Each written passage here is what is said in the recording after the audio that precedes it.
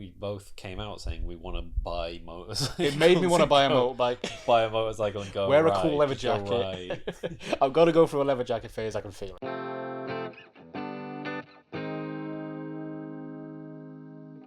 Hello and welcome to HAZMAT, the only show that just joined a biker gang and now we have no idea where we're going and we're scared. They just won't stop. We just keep riding, man. They Where don't are we stop. going? We've not stopped in 3 days. Where could we possibly be going? It's just all in a straight line as well. There's no we're just turns. riding in a straight line. I don't think the handlebars even turn. They don't. They're locked in They're place. just locked. We're going through hedges, towns. Oh my god, I think we've run over some people. I'm Matt. And I'm Harry. And this is the monthly thing, the part of the show where we talk about every new film or series we watched in the past month, whether we recommend them, how we felt about them, and how we felt watching them. Cold. The cinema was very chilly. They blasted the AC. They blasted it from all angles, and they said, "No, you can't put your sweater on. Take that off. Take that off." We may get into some spoilery territory, so we will recommend up front, and then you can decide whether you want to hear what we have to say about them. So it's on you, motherfucker. Oh, that's no way to address people. Stop. Fucking God. Stop. First up, the bike riders. How many of them? At least three. Three major By my ones, count. really. Yeah. Well, one of them wasn't even a biker. No, one of them wasn't really a bike rider, and then one was kind of in The Walking Dead. A recommend from me. Instant recommend. Instant and recommend. Right off the bat, locking it in. This is my favourite thing of the month. Ooh, okay, nice. Yeah, it was just a great ride. Oh, is there something in your? Is something? You okay? You're right. Oh, God. Yeah, it was just really enjoyable. I liked the way it was structured. So it's based on this book written by a guy, a journalist / photographer from the 60s. And you'd kind of spent time with like a real life biker gang, club, which yeah, I didn't know that going into well, it. you can't say that. They don't like it when you call them gangs. Gangs. They're a rowdy bunch of They're a boys. club, motorcycle club. Okay, motorcycle They squad. don't like it if you call them a gang. Motorcycle team. Team's better. Yeah. It's a much more positive. Motorcycle nursery. Positive connotations. Motorcycle house. No. Motorcycle coalition. That's the one. And yeah, I didn't know that. I didn't know this going into it, so that was sort of interesting. It was kind of based on a true story, or just or like real life experiences. Experience, yeah, rather than sort of specific events and things. All these characters are based on real bikers from the 60s to early 70s, wasn't it? In Chicago. It was cool that they did structure it. He was a character in the film. He was there following them. The journalist, played by Mike Feist of Challengers fame. Ooh. Yeah, I thought that was cool. So it didn't just make a drama about a biker gang. I thought it was cool that it had his input into it, and it was sort of almost straying into mockumentary territory with the interviews with Jodie Comer's head bits. Yeah, but sort of within the world of the film. They weren't really addressing the camera, but it was essentially doing that. So yeah, I thought that was a cool way to do that. I think it's just refreshing that being able to sit down again and watch a movie where Tom Hardy just gets to act. Yeah. Just gets to get a character and really kind of envision what he wants to do with it and how he wants to tackle that role, and then go deep, completely embody this character for 90 minutes or however long it was. Yeah, like fully commit to an accent first and foremost. Yeah. And then whatever character grows out of that. And yeah, Tom Hardy he's sunk straight into that role. Austin Butler as well has such an on-screen presence. Not just because he's handsome and sexy. I mean, he is. He is. I'm not denying that. But I think he has an aura to him on screen. I've seen him compared to James Dean in this film from like Rebel Without a Cause and that sort of era, which is, I guess, kind of probably what he was channeling. And yeah, I totally agree. He has that sort of presence to him. Yeah, he's very... I don't know what it is because he's very withheld. I feel like dialogue-wise, he's not particularly dialogue-heavy. It's more Tom Hardy and Jodie Comer are the dialogue-heavy ones. Yeah, they're sort of driving it forward. And he's very kind of, like reserved, soft-spoken, but he's got that ice-cold demeanour about him. It's very much like he was in Dune, where the character doesn't really talk a lot. Yeah. But like whenever he's on screen, he's a huge presence. Yeah, exactly. Yeah, it seems like he's really good at that thing. The character was very like enigmatic. We didn't really learn much about his past life or who he really was. He would just like disappear, for long periods of time and go wherever the hell. And He was just sort of a bit of a nomad, I think, and kind of would just go where life took him. And so he was hard to pin down. And that's kind of one of the main conflicts of the story, is that Tom Hardy and Jodie Comer's characters are pretty much fighting over him. I've seen it being compared to like a love triangle, almost like Challenges. Yeah. Like that sort of, they both want him, basically. Tom Hardy wants him in the biker gang because he's such a great asset. Sorry, Coalition. Jodie Comer wants him home, safe, not getting injured out in the biker squadron. The society. Yeah. It's that like to and fro that's sort of the main conflict of the film, I suppose. It's all about where your loyalties lie. You're loyal to the club, or are you loyal to the woman you love? Yeah, you're loyal to your biker cabinet or to the love of your life. Are you loyal to this motorcycle conglomerate, or are you loyal to the woman you want to marry? Yeah. To a Scouse woman who was doing quite a good convincing Midwest accent. Yeah. She's good at her voices, Jodie Comer. It's great as well. Like, we know going into it, we've already established we think Tom Hardy's a great actor, we think Jodie Comer's a great actor, we think Austin Butler's a great actor, and we get to reopen the discourse that is plaguing my mind. Is Norman Reedus a good actor? I stand firmly on the grounds that he is, just incredibly limited to one particular role. He has to do that. He has to be do good. Dirty, grungy biker man, and he's perfect. He nails it every time. Imagine him playing like an office drone, like a 9-to-5 worker. No. You can't. No, he's too you stinky. can't. He would have to shower. Even looking at him, like when he was doing interviews when The Walking Dead was on, he looks like he hasn't showered for weeks. He's so deep in that character. But he's in a suit. Yeah. But he's got like the gross, scraggly, He's just like, got greasy he's got hair this like and the look to him. Yeah. All in all, super solid film. Really loved it. Loved the journey. huge fan. Yeah, big fan of this film. Go and see it, people, if you haven't seen it already. We both came out saying we want to buy motorcycles. It made me want to buy a motorbike. Buy a motorcycle and go Wear ride, a cool leather go jacket. ride. I've got to go through a leather jacket phase. I can feel it. Leather jacket with a denim cut off over the top. Over the top with a big emblem. We'll have our logo on the back. We'll start the But it HAZMAT. won't be like a cool like skull thing. It'll be like a unicorn with like sparkly rainbows coming out of it. Next up, Hitman. Not to be confused with the video game. The one with the barcode on his... With No the barcodes bald, on the back of his head. No bald man, no barcode. I remember watching that film as a kid and trying to scan the barcode. Which one? Like the original? The original. It was like 2007, maybe something like that. Quite possibly, yeah. Didn't lead to anywhere. So. Yeah, and then you watched Hitman Agent 47, tried the same thing. That one weirdly led to the Tesco website where it made me purchase an entire duvet set. So it's a brilliant viral marketing when you really good. Really, yeah. really It had his face on the duvet. Still on my bed. This film, not good. Yeah, Unrecommend. No recommendations. In fact, I'd go so far as to say actively avoid. Yeah, this is baffling to me. This film has had so much good press. Glenn Howerton is the man of the moment right now. One of the men of the moment. He's got Twisters coming up too. Yeah. And he was in something. Oh, it was that Anyone But You with Sydney Sweeney. Oh yeah, and he was in he was in The Dark Knight. He was in. Was he? Yeah, he was Two-Face in The Dark Knight. I don't know if he was. I don't. That was him.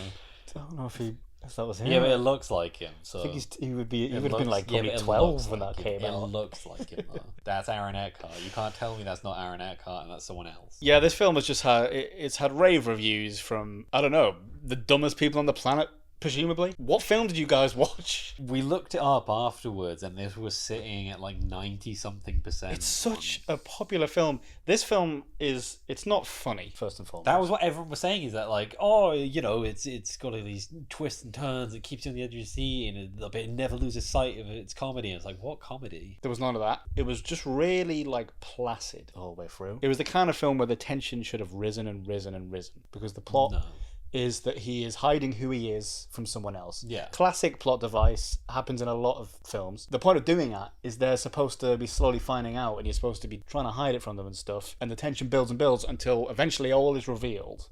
And then explosion. It just didn't build up to that at all. Everything was just kind of fine until he revealed it. And it just felt like the pacing wasn't speeding up at all. The stakes weren't getting any higher. It just felt like it just was just going. It did seem like a series of scenes in which it's like, okay, here's a new problem. Oh, we're just going to ignore that actually. Yeah. I'm not. It's a problem, but I'm not going to stress about it.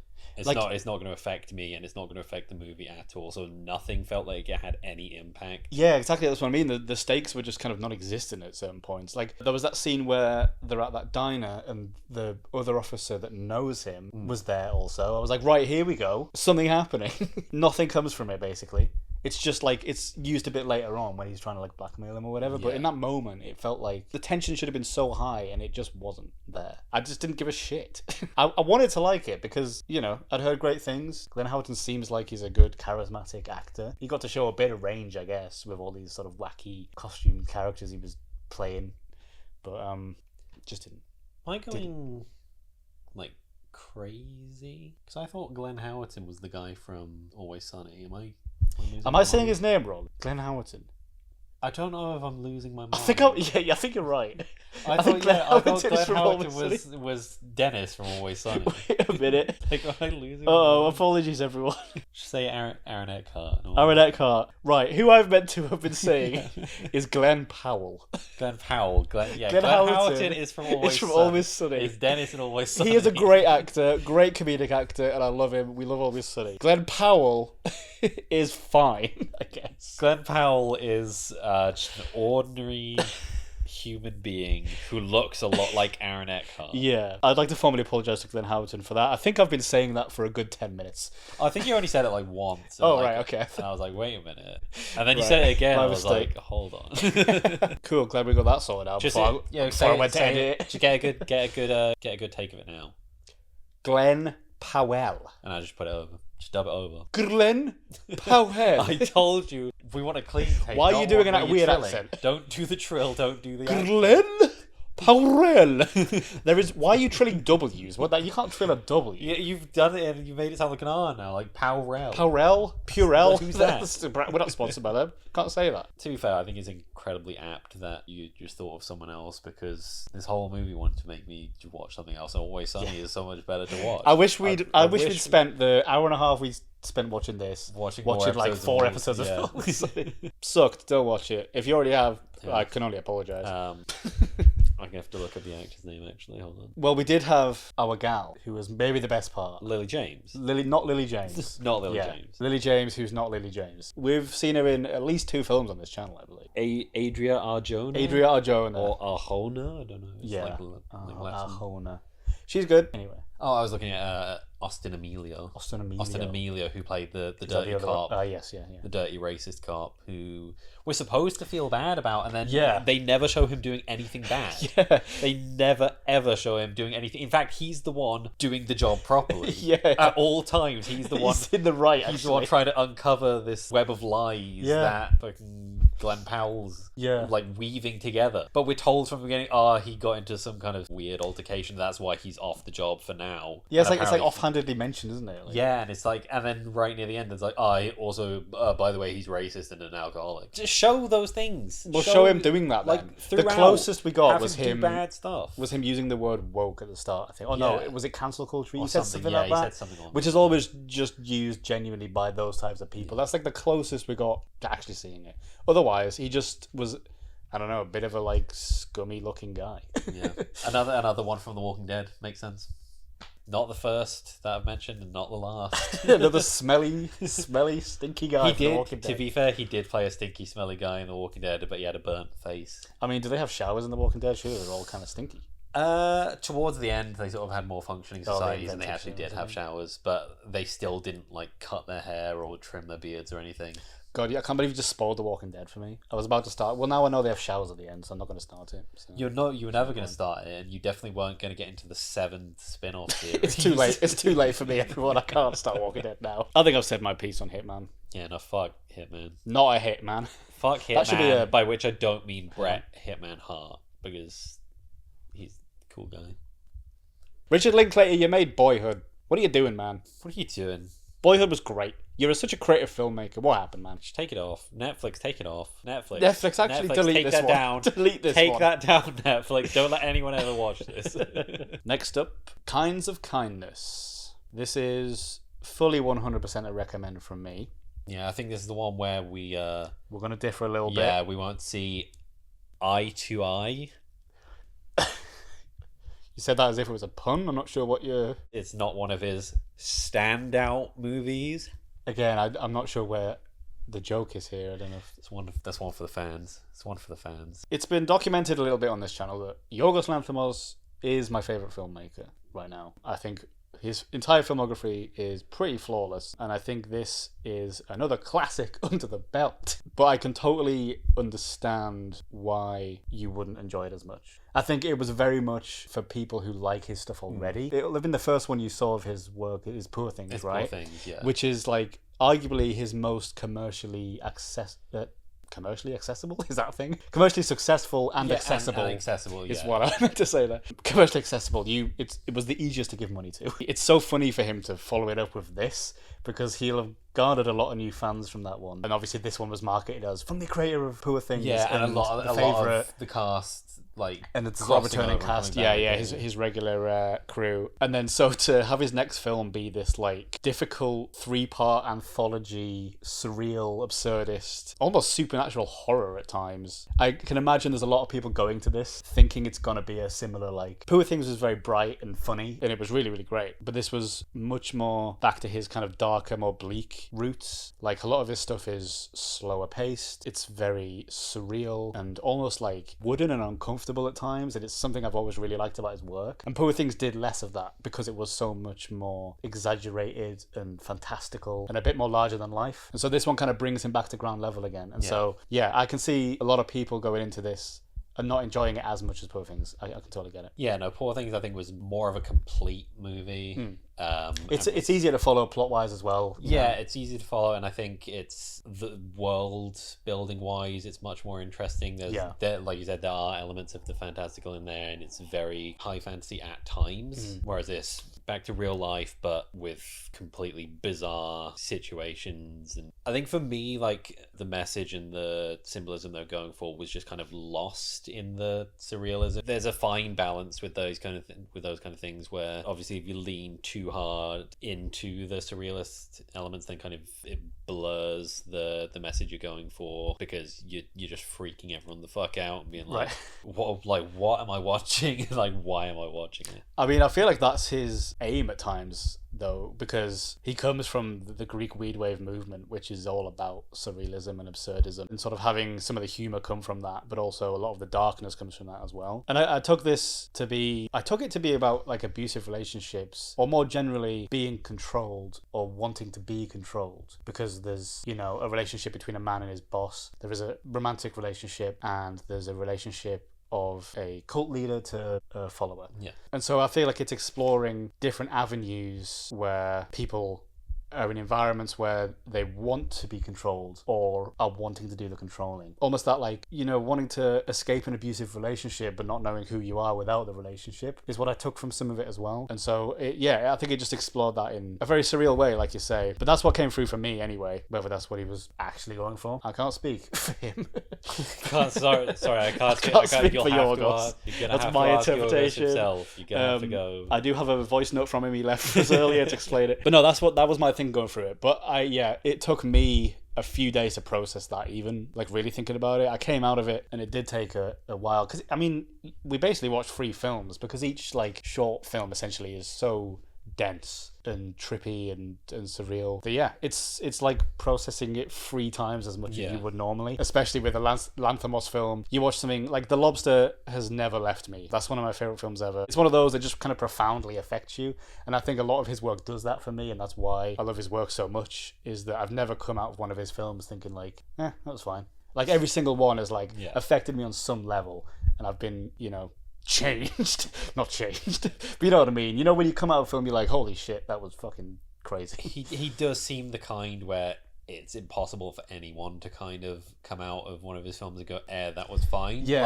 He's very much like, his work is going to be, you love it or you hate it. Yeah, exactly. But yeah, I've been following him since The Lobster, and I've always been excited to see what he's doing next, and I think he's got another one on the way towards the end of the year. Like, he's on a run right now. He's not. Yeah, and Emma Stone. No breaks. Emma Stone seems to be his muse right now. I suppose we can quickly talk about the performances in the film as well as the direction. Jesse Plemons and Emma Stone and Willem Dafoe. I don't think we kind should of call the main him. 3. Yeah, I don't think we should call him Jesse Plemons. It's scuffed Matt Damon. Scuffed Matt Damon.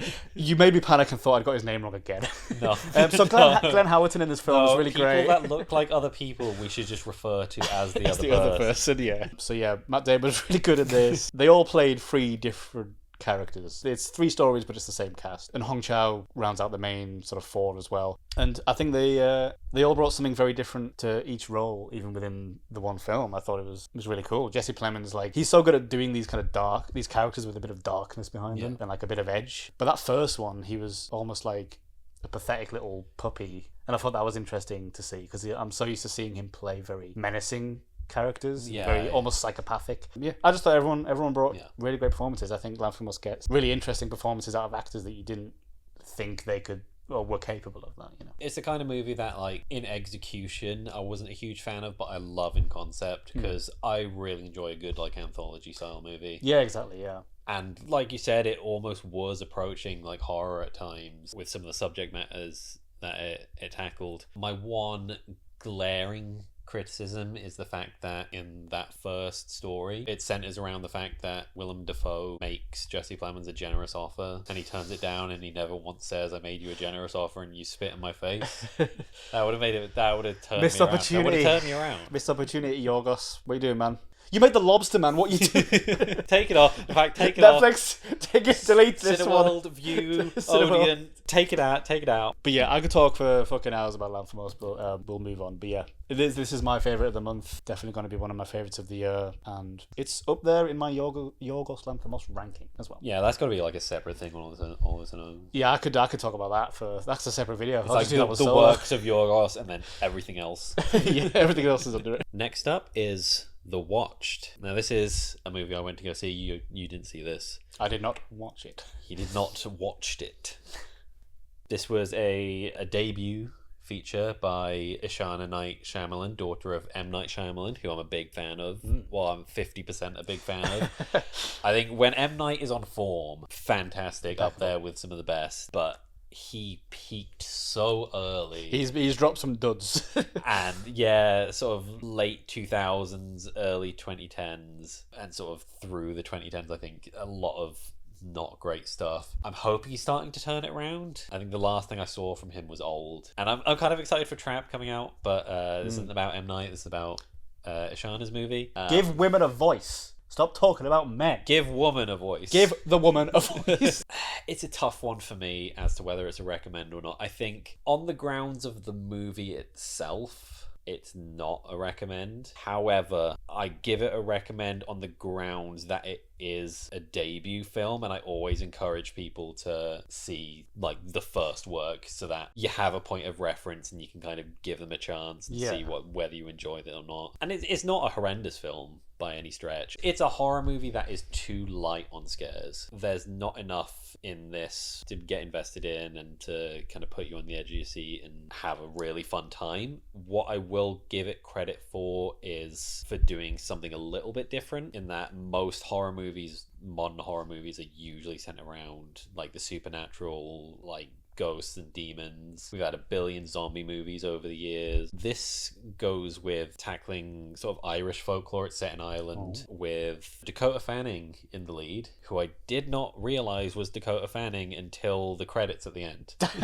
Oh, that's what Dakota Fanning looks like. Well, it's not. I don't know what adult Dakota Fanning looks like. I have only ever seen Dakota Fanning as a child actor, and so seeing this person, I was kind of like, oh my god, that's Dakota Fanning. Yeah, it's for the most part, it's one of those kind of, I guess, bottle type movies where it's mostly all in one place. The concept is kind of Dakota Fanning's character gets lost in these woods that are unmapped. They have this one building that everyone kind of gravitates towards. It's her and like 3 other people, and every night these mysterious figures come and watch them until the sun rises. So it's like, okay, they can come out at night, they can't come out in the sun for whatever reason. But it's quite clever how they tie that into what the creatures actually are. They get quite deep into Irish folklore, and these are fairies that she opts for. They also refer to them as changelings. So the whole reason they're kind of watching these people is that they can study them and then become them. They've kind of been trapped, sealed in this forest through magical means, and they're looking to sort of reintegrate with human society. There's a lot of backstory and lore going on there. Creature design wise, you don't really get a lot of what they look like in their base form. You see sort of mid-transformation stuff, which would have been cool if they went more body horror with it. There's not a lot to say about it. It's a very middle-of-the-road kind of horror movie. And middle of the woods, more like. Middle of the woods. There was a bird. There was a bird in this movie. It was great. Oh, nice. There's a little bird flying around. What kind of bird? I believe it was like a cockatoo. The one running gag I like with it is that Dakota Fanning's character has to deliver this bird to a zoo, and that's kind of why she's on this road trip and gets lost in the first place. She leaves the bird in her apartment at one point and goes for a night out. And she's like, right, I'm going out, try not to die. And then the bird is one of them talking birds, so like every time it just repeats the phrase "try not to die" whenever anything of danger happens. I honestly thought you were going to say the bird dies. I was like, no, the bird's fine. I really thought that's what the bird's fine. They try to do symbolism stuff, I guess, with the mimicry of the bird. And at the beginning, Dakota Fanning's character goes out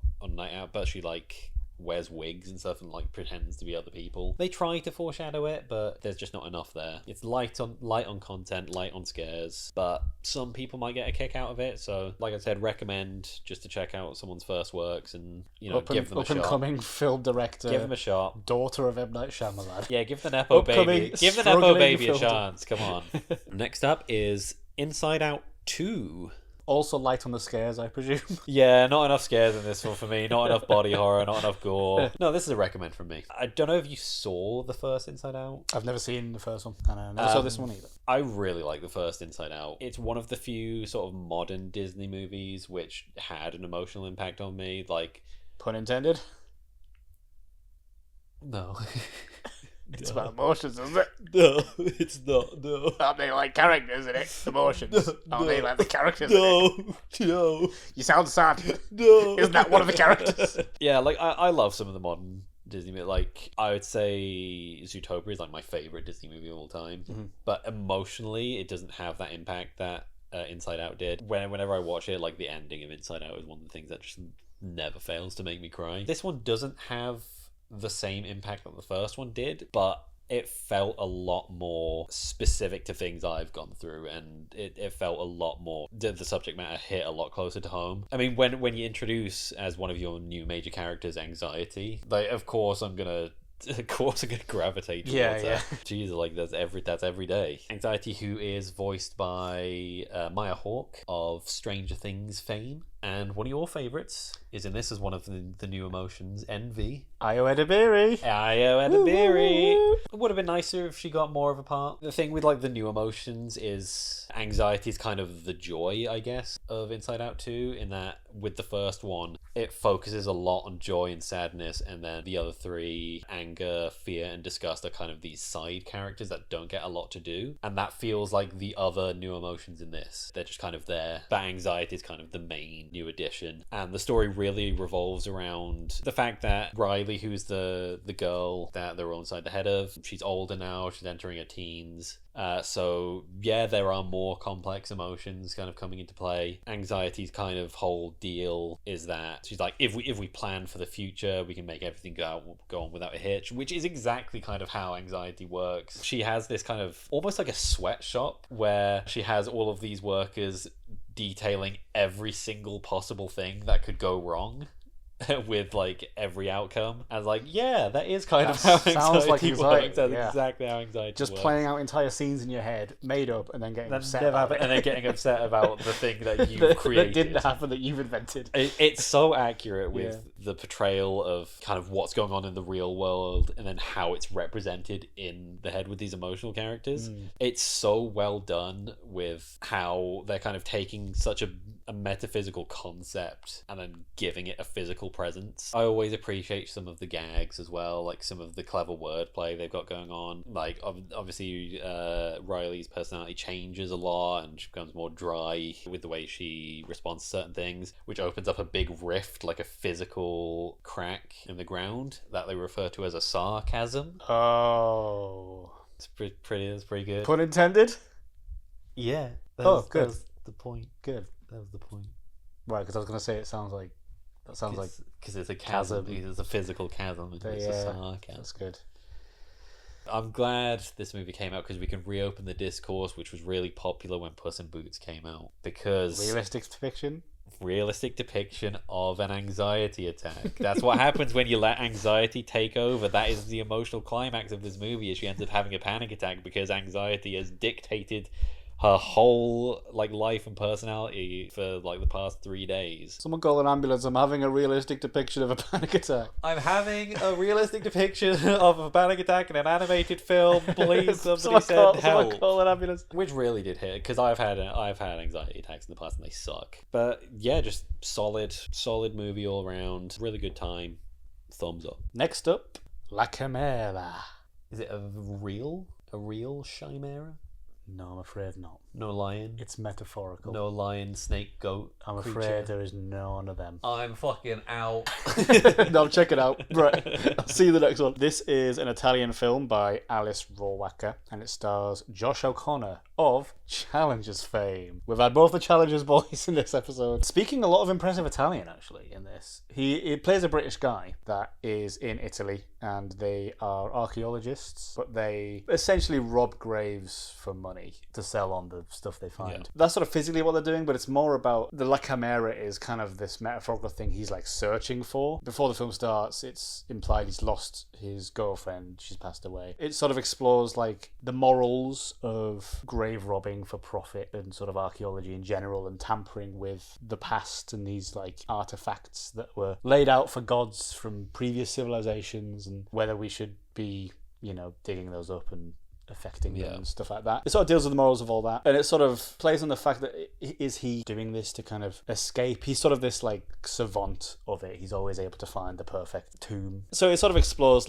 is he kind of just doing this as a distraction, or is he kind of chasing this thing? It's hard to talk about without completely spoiling the ending. This is a recommend from me, by the way, I forgot to say. It's cool. The direction on this is really interesting. There's lots of very funny moments. It almost plays at times like an old movie. Stylistically, it's sort of a bit of a mishmash, but I thought it made for a really interesting viewing experience. And it was just an all-round, really, really nice time. It's one of those, again, that was very profound to me. It was one of those, it gets better the more I think about it, and I want to see it again and take more out of it, but it's such a deep concept, it's sort of hard to talk about it in words, I suppose. Yeah, it's about the afterlife and the morals of digging it up. Yeah, I came out of this movie and it made me want to start exhuming corpses and rifling through their pockets. So I immediately went to the nearest cemetery on my motorcycle that I bought from the previous screening. Whilst hyperventilating, having an anxiety attack. Yeah, very realistic depiction of grave robbing in this. Yeah, really beautiful film, really fun cast of characters, and greatly shot. All round good. 10 out of 10 recommend from me. Next up is If. If what? I don't know. If I had $1 million. Yeah, I think this is a recommend from me. Not a lot to say about it in terms of it's obviously not super profound, doesn't have a lot to say that you don't already kind of know. It's about the whimsy and the journey, and the whole message is basically about never losing that sense of yourself, regardless of what life throws at you and how old you get and how things change, is keeping that sense of yourself that you had as a kid, aspects of yourself that you never really grow out of. Ryan Reynolds just does his Ryan Reynolds thing, which I'm all for. I know a lot of people are very hit and miss with Ryan Reynolds. The big criticism is he's a lot like The Rock, where he kind of just does the same thing in every movie, but I would definitely rather watch anything with Ryan Reynolds than The Rock, because The Rock shtick, The Rock shtick is just dull. Let's honest. It's no. Let's use the word. Let's use the word bold. He's bold. He's bold. Yeah, he tries to do the charismatic thing, but his lines in every movie he's in are so obviously scripted. Whereas Ryan Reynolds, a lot of it rolls off a lot more naturally, and it kind of just seems that that's him. John Krasinski is obviously the sweetest man in the world in this. Let me do my best. Oh, you're gonna. There you go. That's a good thumbnail image. Good thumbnail image. No, he plays the dad of Kaylee Fleming in this, another actor from The Walking Dead. No way. There's a lot of them getting around these days. I guess so it's all Challengers and Walking Dead this episode. Yeah, I guess since the show ended, they're gonna find something to do. And since they finished filming Challengers, they have to find something to do. Bike Riders are kind of the mix. Yeah, The Walking Dead and Challengers. It's got both of them. It's got both. Perfect movie. 10 out of 10 recommend for me. No, this is just fun, whimsical, and it never steps across the line of being too sweet. Because I think films can tend to do that sometimes. They lean too far into it and it's just blah. Sickly. Emily Blunt voicing sort of Oh, of course she's in 50s looking. Oh, of course her husband cast her in a film. Oh, of course. John Again. Krasinski directs a movie, puts his wife in it. Oh, it's Tim Burton and Helena Bonham all over again. Emily Blunt, the Nepo, baby. Yeah, no, I think the thing that kind of Ryan Reynolds is a big part of not bored, because he kind of, not edging, but he doesn't bring an edge to it, but he grounds it so that it's not kind of too sickly sweet. He always kind of brings it back with that dry kind of sarcastic humor a lot of the time that just brings you back to reality. But just fun movie, and has a big musical number in it, so I can always appreciate that. Always appreciate a big musical number. Next up is Sting. Roxanne! No, not to be confused with the Fields of Gold singer. Not to be confused with the WCW and TNA wrestler. And this one, I'm bordering, I'm teetering, I'm on the edge. What's it gonna be? Ladies and gentlemen, what is it going to be? I think it'd be too lenient if I recommended it. It'd be too lenient to recommend it. So it's not a recommend, but I think it's just not quite good enough to warrant a recommend. But I did have a fun time with it because of how silly the concept was. I mean, this is a movie about a giant alien spider. So already... Do spiders sting? I'm sold. Do spiders sting you? They bite. They usually bite. Film should be called Bite. Sting. The film should be called Bite. Or make it a B. Not recommend. It wasn't a B. Went in thinking it was a B. It's less about. So I thought that it was to do with the stinging thing, and then there's a bit where she actually comes up with the name, and it's because she looks at a book of The Hobbit, and that's where she gets the name from. Ah, deep lore. She looks at a police vinyl. deep cut lore. The sword that Bilbo Baggins finds and then passes on to Frodo Baggins is called Sting, and that's where she gets the name from. Shower thought here. Yeah. The police sting. Yeah. The police do sting operations. Is that where? Do you think that's anyone made that connection? Is that where it came from? Do you think that's where it came from? That can't be a coincidence. How long have they been doing sting operations for? I mean, the police earlier have been around than the police. Since what? Yeah, like the 80s, 70s. Well, I mean, it makes sense when you think the other members of the police are undercover. Raid. And drugs bust. This has a little bit of body horror in it. The kind of the grossest aspect was kind of spoiled by the fact that you see it in the trailer. It's the bit where the spider crawls in the woman's mouth. You see it kind of bulging down the throat. You know how I feel about that. You know how I feel about that shit. I would like to see this movie lean way more into the body horror. As it stands, it's too gateway horror for me. You're past that. Yeah, like there's some movies that do gateway horror quite well. The two It movies I would describe as gateway horror. They're not quite full into the horror, but it's like, as I describe it, it'd either be gateway horror or horror light, I call it sometimes. Horror light, yeah. It's stuff like that. I think Stranger Things kind of falls into that category. Right, yeah. A Scary Stories to Tell in the Dark. It's all those kind of movies. It's like a fun scare.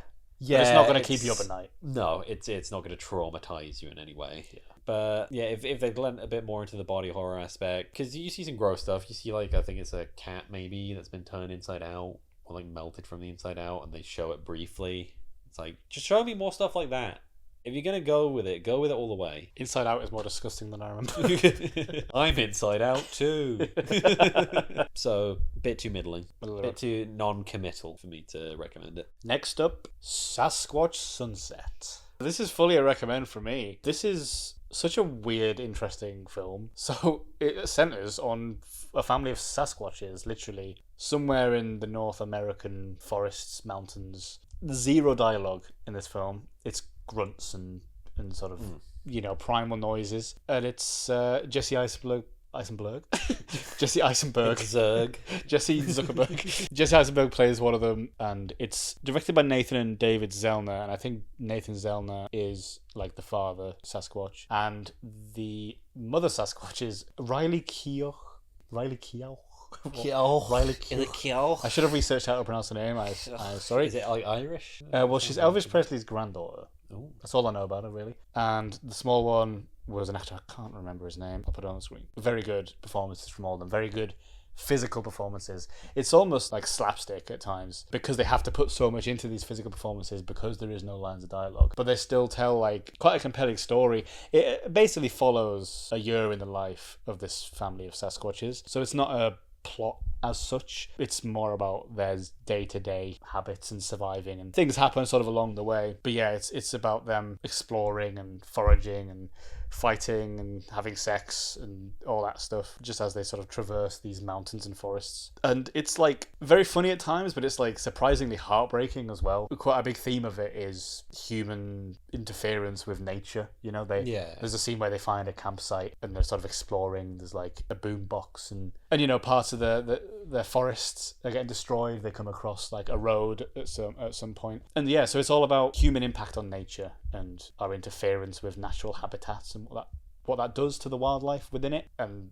that wildlife is sort of personified as this family of Sasquatches. So it is told through quite a sort of ridiculous concept, but that's sort of the main underlying theme of it. So yeah, it's sort of a weirdly poignant film for being a slapstick film where 4 actors are dressed up in Sasquatch makeup, and it's quite funny because you can tell it's Jesse Eisenberg in there, you can tell it's Riley, and it's like their faces are still their faces, and they all just give such a funny, convincing and emotional performance despite being very heavily made up in these costumes. Yeah, it was just a really like funny, weird experience. I didn't really know what to expect going into it. All I knew really was that it was about a family of Sasquatches, and I was like, that sounds interesting. I'll go and see what that's all about. Sort of expecting them to maybe talk to each other and stuff. But yeah, no, it was a weirdly beautiful film. And shout out to the soundtrack as well by, oh god, I'm gonna have to look it up. Trent Reznor. It's always that bloody Trent Reznor. It's the Octopus Project. I think I want to say the Octopus Project. Let me double check. We're trying to get our facts straight lately. We're trying to get our facts straight. Danny Elfman. Danny Elfman. I'm right. It's the Octopus Project. They give a very beautiful soundtrack to these incredible shots of the landscape, you know, interspersed between the scenes of you know, Sasquatches fucking in the forest and stuff. There's this beautiful like guitar driven string sort of indie score to it that I just really loved, and it really added a lot to the atmosphere of the film. So yeah, just a fun, weird experience. I'd recommend it if you want to something a bit different. Are there any humans in it? No. You don't see anyone. You only see them as like a blurred photo between the trees. Well, the camera's just walking away. The closest you get is they play a song on the boombox. I'm not counting that as dialogue, but they play a song, like a pop song. That's the only time you hear a human voice in the whole film, which is just a really interesting way to do it. You know, it really draws you into the world once you realize that's the case. Once you're with them, you really are just taking along, and like I say, it's all in the physical performances, and so you basically understand what they're saying to each other in a sort of primal sense. Yeah, great performances all around, beautiful film. Whoops. Whoops. Oh, sorry, I'm playing the Octopus Project. Sorry, I hope you don't mind. Ignore me, I'm playing the Octopus Project. I don't know how to stop it. Next up is Arcadian. I thought this movie was going to be about video games, and it wasn't, so I was very disappointed. Thumbs down. I thought the main character was called Arcade Ian. That was the original concept for Wreck-It Ralph. Yeah. Wreck-It Ralph versus Arcade Ian. This gets a thumbs up as it gets a recommend from me. Just like a cool indie horror movie with Nicolas Cage in one of the lead roles, and I think at this point that's just like a match made in heaven. I think Nicolas Cage and horror go together so well. He's had some bangers over the years. He's just so good at yelling. Even in this, I think he's great, and this is one of his more reserved kind of performances. It is one of his more normal man kind of performances, rather than absolutely batshit insane until the end when he just goes full on sicko mode. I think this was also filmed in Ireland, and it's all very sort of country looking, big fields, wooded areas. They live in this sort of country house during an unexplained apocalyptic event. You get a brief shot of Nicolas Cage at the beginning with like alarms blaring, and he's kind of running through these back alleys, and you see the military around, but they never explain what the apocalyptic scenario actually is, how it happens. Which I always think is more interesting, is not knowing kind of how the world ended and how we got to this state. All we know is that it's now infested with monsters, and there's this conversation between two characters, these two sort of young characters who are sort of romantically interested in each other, and they play this game. They have to explain how the world ended in 10 seconds or less, and they both tell these like goofy stories about how the world came to an end. One of them mentions about people like turning to wolves and like running off into the forest, which is an interesting concept of how did this world get inhabited with monsters? Are they like the people? Part of the monster design in this is fantastic, because it's the kind of creature design where every time you see it, you cannot describe it. There's so much going on with these creatures that you can't really say it looks like this, it looks like this, it looks like this. It looks like so many different things things. It's just this weird mishmash where by the end of it, you're still not entirely sure what these things are, how to describe them. The one really cool feature that kind of ties into the idea of them being humans is they have a pattern on them that looks like a grinning face. And there's one really, really good jump scare that happens where one of the characters is stuck in a cave. He's got like a flickering lighter, and you see it for the briefest second. You see that face before it cuts to something else. It does it so well, like these instant like jump cuts to other things where you're not given any time to kind of process like what the fuck am I looking at. It is really relentless at times with kind of just showing you this weird thing. Oh, there's this new thing this creature's doing now, but ignore that, we're moving on. I just appreciate a low budget kind of horror movie where it hasn't tried to be like cleverer than it is. It is a story of survival in that it's Nicolas Cage and his two kids, and he's doing everything he can to sort of prepare them to live in this world. But, you know, kids being kids, they'll kind of just do their own thing anyway. And that's kind of the takeaway I got from this movie, is that by the end of it, like, a lot of people die, apart from these, like, 3 young characters. And it kind of gives the message that all the ones who died are the ones who changed from the apocalypse, who are trying to live in this world and like setting rules and boundaries of how you're supposed to survive, whereas the ones who survive are the ones who haven't changed. Like, they're going to live their lives how they want regardless of the situation they're in, which is a cool message, especially for like a post-apocalyptic kind of movie, because every time you watch one of those, everyone's just like, okay, here's the rules you have to follow, this is what you have to do to survive. It's like, no, I'm just gonna fucking live how I want, and whatever happens happens. I'm Nicolas Cage. It's me, Nicolas Cage. I'm in a movie. Okay, bye. That was the whole thing. Hello, Nicolas Cage. He could actually just come out and do that, and I would watch it. I'd watch that, yeah. Hey, what's up? Thank you for coming to see my film. Okay, that's the end. Bye. 10 out of 10 recommend from me. Yes! Have you seen that joke that's like, oh, whenever a Jason Statham film comes out, they should just call it Jason Statham 37 or whatever. Yeah, so because it's all just the same shit. They should do that with Nick Cage. Nick Cage 45. Jason Statham, but this time it's a shark. Yeah. I'm very excited for Longlegs as well. Yeah, we will be probably talking about Longlegs next month. Another Nicolas Cage horror flick. Nick Cage film. Fucking. He's on one. He's on one. He's on one. He's got some great horror He's had movies. A good run the last few years, you know. Yeah. He's putting out some bangers. It seemed for a long time that Nicolas Cage would just do whatever was offered. I think he's maybe picking and choosing a bit more now that he's... I think he's always said he's been a working actor. Like, he's paying his bills by acting. I don't think he's had a role big enough that will pay him for the rest of his life, maybe. No. Is the idea. So I think he's had to just take a lot of these films on. But maybe he's now at a point where he's a bit more secure in that and, like, can pick and choose a bit more. But, I mean, I'm sure he's still putting out all sorts of random shit that you just don't hear about, though. Yeah, it's true when you think They just about go it. in, like, fucking Roku. There is, that's true when you think about it. There's no, like, big movie with Nicolas Cage in. I'd say the closest... to the seminal Nick Cage is National Treasure. Because like it's like a blockbuster. Money, yeah. Got on the Marvel train too early before it was a thing. Yeah. Last up, Smiling Friends, Season 2. Season 2, baby. Season 2, baby. Baby. Oh, easy. Very easy to recommend. It's very easy to recommend. It's just so silly and fun. It's one of those ones where I say like it's very easy to recommend to anyone, but not to anyone. Yeah, it's so like off the wall zany. You got to sort of get that sort of internet humor sort of vibe, I guess. Yeah, I can see a lot of people for a specific crowd. Yeah, watching it and be like, "What's that? What's going on? What the fuck? Like, am I supposed? What the fuck? Yeah, but I think it's very much our humor. It's very silly and meta, and yeah, it's a fun time. I wasn't super familiar with Zach Hadel and Michael Cusack's YouTube stuff before season 1. I didn't know a lot of Michael Cusack stuff, but I've followed like a lot of stuff that Zach's done. Yeah, like, I'd heard his voice over the years. Yeah, like being a big part of Only Plays, and then having his own like I think he was part of a lot of like the early Newgrounds stuff, like that whole crowd. See, I never was into any of that sort of stuff. I wasn't against it. Hello, I'm not criticizing. Lads, you're welcome on the show anytime. Yeah. Come and sit here and talk about stuff. Sit here, you tiny little boy, right between us. The head's like, it's fun to see this cool show that they've got on Adult Swim. Adult Swim, obviously a very unique. Are they a channel? What are they? Are they on telly?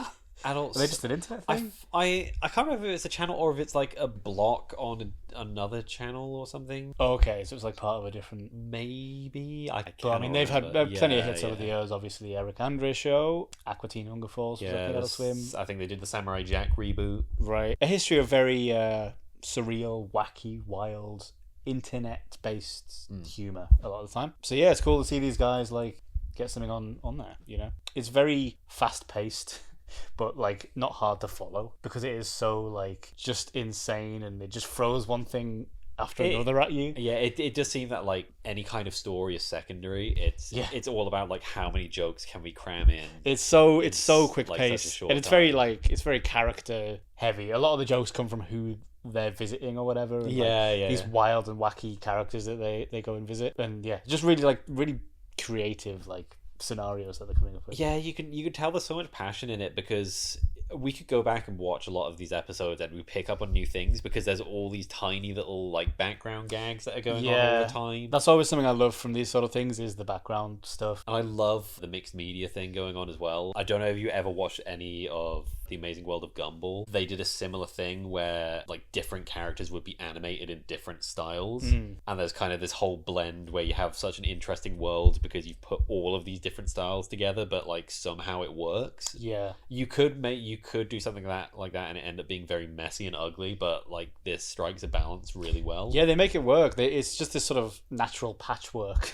of all these characters have their own unique designs, and I think because all of them do, it makes it work. It's not as if like the Smiling Friends are all the same and then like everyone they visit is different. They're all different as well within even their little group, so it's like it just makes it work, doesn't it? Somehow they somehow just like made this weird amalgamation collage mixed media thing just look nice. It does the thing I love in animation where they never address the like BoJack Horseman does a similar thing where a lot of the characters are like animal people, but then there's also regular humans in this world, and like there's regular humans in Smiling Friend, but they never address like how the world works. Like I think that's what I like about Smiling Friends is it's not established whether it's like it's established that it's Earth, I guess, but it's like all these random cities and places and landscapes. And they just travel to these random places that are like nearby, and you're like, well, what is the map of this area? Yeah, but they still talk about like regular stuff. Regular stuff that we have, and like it does just treat it as if this is Earth. But it's such a bizarre interpretation of it. I think something else I like too is the improvisational dialogue. They're clearly riffing a lot with each other in the vocal booth together, and like that brings it down to earth a bit. Is that they're dealing with like such mundane arguments and stuff with each other in this like really wacky like saying. I think that brings a lot of humor just inherently. I always love the humor of acting as if something so insane is normal and talking and having normal discussions about it. I'm certain like Zach said that in an interview at some point where he said like one of the funniest concepts you can do is taking these wacky cartoon characters and putting them in a completely normal situation. Because that's the thing is there are these insane characters, but then it's like, oh, they're having an argument with their roommate, or like just stuff like that. Just normal everyday situations, but it's the most insane character you've ever seen. All of the cameos we've had popping up as well. I know that the rest of the regular cast and only players have had voice roles in this. Joel Haver was a big part. He was the brother of the mad scientist character and was like all rotoscoped. Doug Walker, the nostalgia critic, has like a little brief appearance at one point. Just seeing all these like recognizable figures that I've kind of watched, and it's a lot of OG YouTube people, right? It's like people our generation grew up with on YouTube. And a lot of them I'd say are not like super mainstream. Not in the way that like people like PewDiePie and Mr. Beast have been super mainstream. No. It's specific interest. It's a bizarre concept in like the fact that these are people that they kind of took inspiration from and they've watched and now they're including in their own works, and it's kind of like this full circle thing. How lovely. Pim would shed a tear at that. He would. Charlie would be like, I didn't care about it. I didn't even care. I don't care about that. What are you talking about? Just spit on them. So it's fun to do their voices. It's fun to quote. It's a very quotable show. Easily very quotable show, and it's great to see anything kind of escape the YouTube sphere and now break into other... Yeah, that's what I mean. Yeah, it's like it's good to see them doing real real professional things. Real. You know, I mean, YouTube is as real as it gets nowadays. You know, it's not like it was back in the day. Yeah, the mainstream media is scared of us. 'Cause Yeah. we can provide just as much information and actually more detailed information. We can do whatever we want. We are not Without bound. corporate interference, without political influence. We can do this even. Well, that is it for the monthly thing, June edition. Oh, I'm going to shed a tear. I can't believe it's Every over. time we get to the end of one of these. I can't believe it's over. Oh, don't cry because it's over. Smile because it happened. And we get to do it next month, all over again. So join us then, where it will be sure to be another grand mix of weird niche shit we've gone to the cinema to see. Hell yeah. Thank you for watching HAZMAT, reviewing every film or series they saw in June 2024. If you enjoyed this video and you'd like to see us do more stuff like this in the future, you can support the channel by leaving a like or a comment. You can hit the subscribe button as well as the notification bell. That way you'll be alerted to our more recent uploads. And as always, all of our socials will be listed down in the description. And join us next time, where I mistake Josh O'Connor for Charlie Day somehow. And, oh, hold on, I just got a... Oh my god. Did you know that the world's entire supply of helium is going to be depleted in the next 15 to 20 years? It's all going to be gone. All of it.